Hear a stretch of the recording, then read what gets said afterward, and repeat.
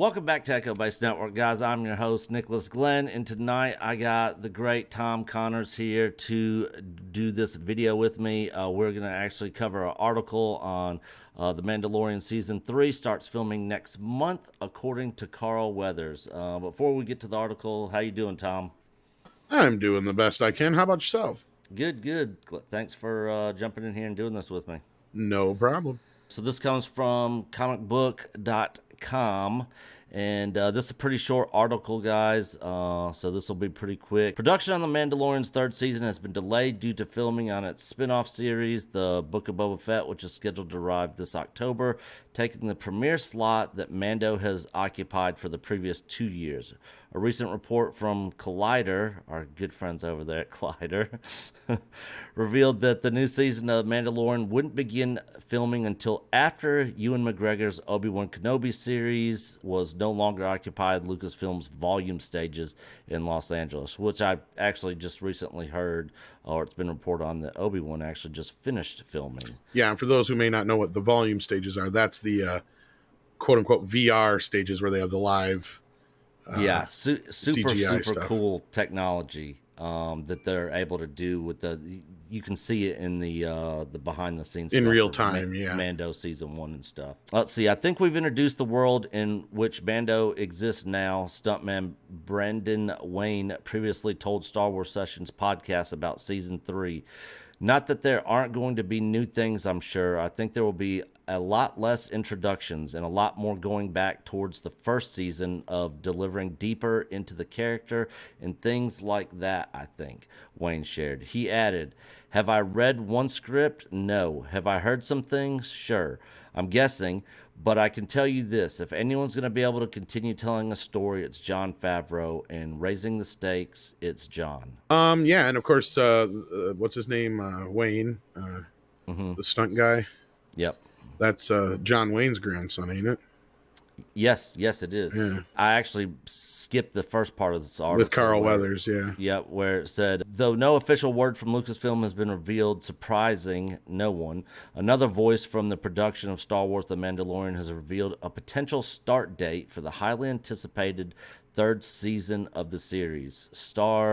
I'm not even going to try to pronounce his name, previously said that filming would start soon, but now Carl Weathers has given a more specific time frame. Speaking during an appearance at Steel City Con, the actor revealed that he'll be acting and directing again in the new episodes. We're going to start a new season of The Mandalorian within the next month, the Greef Karga actor confirmed. Yeah, and I get to be in front of the camera again, and I get to direct again. There you go. So, and actually, I heard a rumor they may have even started already. So, yeah, I actually heard the same rumor that they had actually started, which I'm sure pre-production for this has been going. Well, yeah, and it all depends on if he's saying he may say, we're like, but maybe he's not into like episode 2 or 3 too. Yeah, you know? Yeah, he might not have anything to do with the first, couple episodes. So his stuff that he's doing might actually not even take place till next month. That's one way of looking at it. Because I did hear a rumbling that they did just start this week or something like that. So yeah. So Tom, where do you think season 3 is going to go after the end of season 2? Well, we did have the little bit that Gina put out there, and I'm assuming they'll probably change a lot of that now since that what did get out there. Other than that, clearly the logical place to go would be, the whole thing with the Darksaber. That's going to be a point. And if it says, we're going back to the first season into the story again to, dive deeper into the characters, that means one of two things. We're going to obviously learn a little bit more about Mando, most likely, and maybe that's a signal that Baby Yoda might come back into the fold somehow. Who knows? Or Grogu, sorry, I should say his name. With all due respect to the Echo Base. I still say Baby Yoda. Coach even says Baby Yoda sometimes still. Yeah. And clearly, what can you do at this point besides something along those lines? Who knows what Book of Boba Fett's going to bring as well, because there was a lot of people claiming that that was more like a season 3 as it was. Yeah. So I'm sure it will have a lot of ties to Mando. I'm sure you guys have heard plenty of the rumors like we have about what's going on with that. But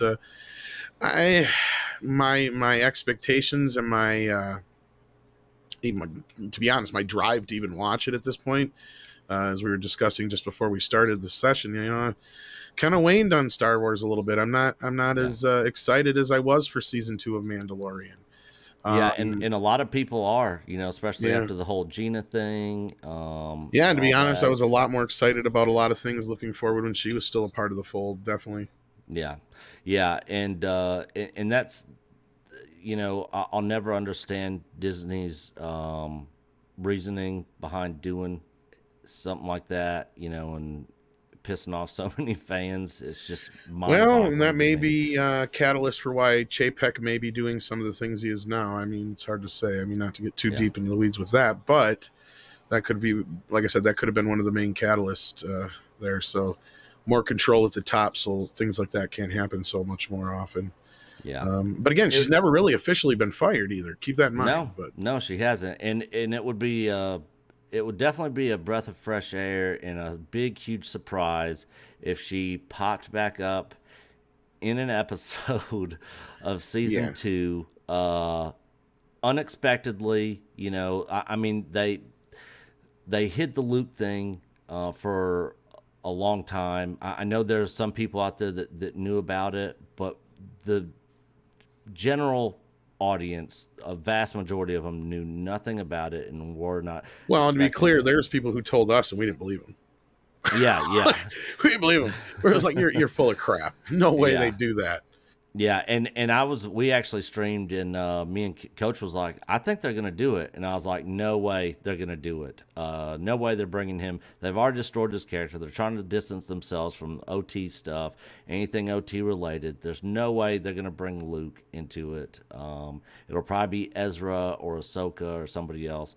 And they did it, and it was a super great moment. I absolutely loved it.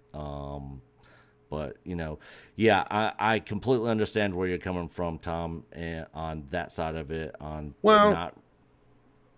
Let's take Gina out of the equation for a moment. Let's look at they brought it. I can't remember. I apologize. I can't remember the YouTuber's name, but the guy who fixed the Luke from Mando season 2. Oh yeah, the guy who did the deep fake on it. He's got a weird name. We've talked about him, and if I had multiple, Andre actually has talked to him personally, I guess. But I guess they brought him on. I'm assuming to do a few things. And what if it is to bring Luke back again in season 3 and/or his own spinoff? What do you think about that? I'm just curious. I have nothing, I have no reason to believe that. I'm just kind of, speculating. I think they are definitely going to I don't necessarily know if I really want a Luke series. I think if they sprinkled him in key moments, I think that would be better. I don't know if I want a full-on blown Luke series. Now, if they did it really well, and I absolutely loved it, then I'd probably be like, man, I'm so glad they did this. But with their track record, I just don't want them destroying the character any more than what they already have done, it makes me nervous. I hear you. But, to be honest, though, the route they're going, if I had to take, and this is a wild guess, I have nothing to base this on. If I had to take a wild guess in the dark, I think we've seen the last of Grogu, at least in the Mandalorian side of things. My guess is they'll probably do like a spin-off animated series with Grogu or something, or just like shorts. And then Luke will get sprinkled in periodically, because I think that they know the fan base for Grogu.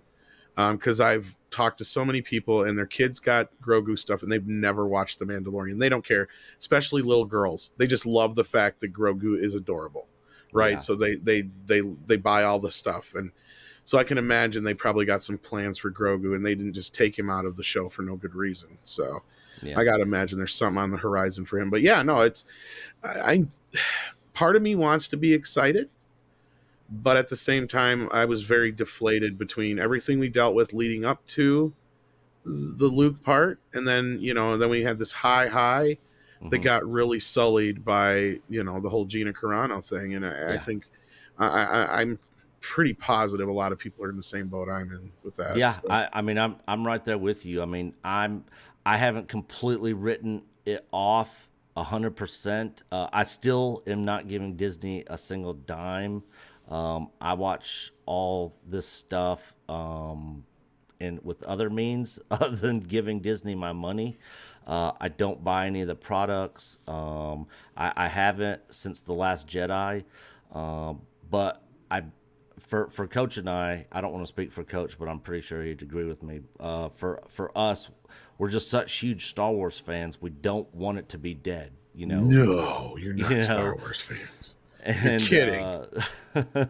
so we don't want it to be dead, even though it's, No, of course not. You know, we want to hold out some bit of hope, and the fact that Doomcock's even holding on to a little bit of hope there. Well, you know, I can be the hope fairy for a minute, I suppose. I mean, and again, all I have to go on with this is our reporting and what we've done in the last few videos that we put out, and that is that I think Chapek is making some very interesting moves.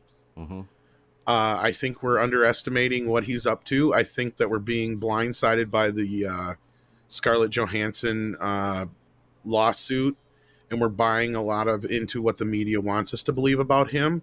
Yeah. But I feel like he's making some very calculated moves to take the power away from people like Kevin Feige and Kathleen Kennedy, and put the power back in his hands, and put the people on the front line that actually can tell him right away, this is working, this isn't working. Yeah. And that's the kind of power moves he's making right now. And I feel like that, and Andre and Script Doctor and Cameron Pasha were the ones who really kind of nailed this all down. So I can't take any credit for this really whatsoever. But, you know, I mean, I was part of the conversation, but, you know, I did not come to this conclusion. So I'm not even pretending to take any credit for this if it does come to be this case. But there is a good reason to believe that there's some heavy duty 4D chess being played here. And the Civil War has gone pretty much public now, right? Yeah. Like, we've been trying to tell people, like, we kept trying to push, like, look, there's more of a Cold War, we kept saying for the longest time, because, you know, everybody's saying the Disney Civil War, the Lucasfilm Civil War. We kept trying to point out, like, no, it's more of a Cold War, and it's not just concentrated to Lucasfilm. It's studio wide. You know, we kept trying to tell people, and, you know, we get pigeonholed with a lot of other reports and things that are out there, but it's not what we, you know, what we're about. We're trying to just get the truth out there, and this is stuff that we've heard. We've got very reliable sources on it, and then add that in with just the type of moves that Chapek is making here, because he's putting the people that are in charge of distribution and merchandising up front, so they now have a lot more say and sway in what happens. And that's where I'm saying, like, don't think he didn't notice when Gina Carano got the boot that, wait a minute here, you just got rid of our second most popular character right now as far as Star Wars goes. And Star somebody Wars who was going to be the lead in one of their announced shows. And not only that, like, she, aside from Grogu, if you take Grogu out of the equation, I guarantee you she was the number 2 selling toy, because every list I'd go see, she was always up there between the Black Series and the other figures she had. Yeah, they were selling out everywhere. Yeah, exactly. Before all this. So again, I feel, and Andre's not so sure about this part, but I feel like this either started just before that, or this is really a result of, you know, Chapek's moving and grooving here. I mean, and even though he claims there's no beef between him and Iger, I think it's becoming more and more clear that Iger and Feige are behind, you know, ScarJo pushing this whole lawsuit through to try and make Chapek look bad. And again, this is a lot of speculation, but if it comes to be true, as a lot of Cameron's predictions have, I don't know how well you know Cameron Pasha or not, but yeah. I thought you guys have talked to him a few times. So as you know, he's a bit of a seer. Yes, and he sees the bigger picture here. And I for those Star Wars fans out there that have a lot of hope left, even though a good friend of ours says hope is not a strategy. In this case, I don't want to give anybody false hope, but just pay attention. Pay attention to the things that are happening, and it may be a sign for things to come that are a little bit better for us as fans. So, because I hate to say it, but I've been saying it for a while. Hollywood needs a little bit more cocaine and capitalism and less politics. 100%. 100% And agree. Chapek's that kind of a guy, you know. He's kind of a Gordon Gekko, but at this point, that's kind of what Disney needs. Yep. He needs somebody to come in and clean house, and this might be Star Wars might benefit from that.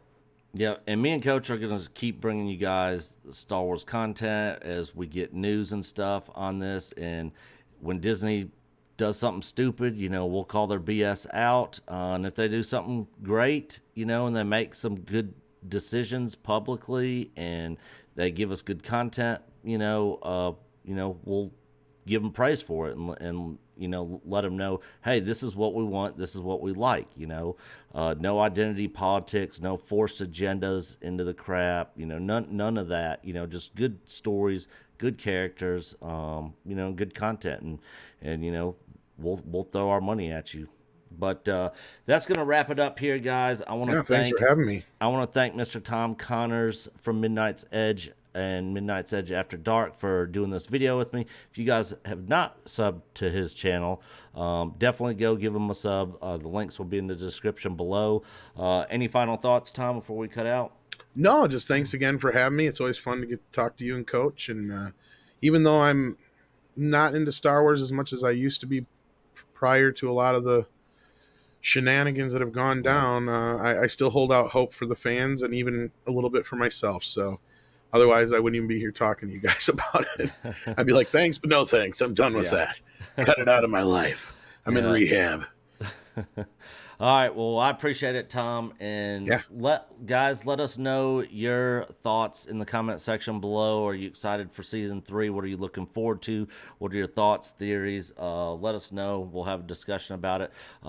This Saturday night, we are going to be having Ken Flint, the author of Heart of the Jedi, back on the channel, and he is going to be giving away signed copies of the book. So definitely be here this Saturday night, 7 Central Time for that. You guys don't want to miss that show. And as Coach always says, we are, you are Echo Base Network. And until the next one, we'll see you guys later.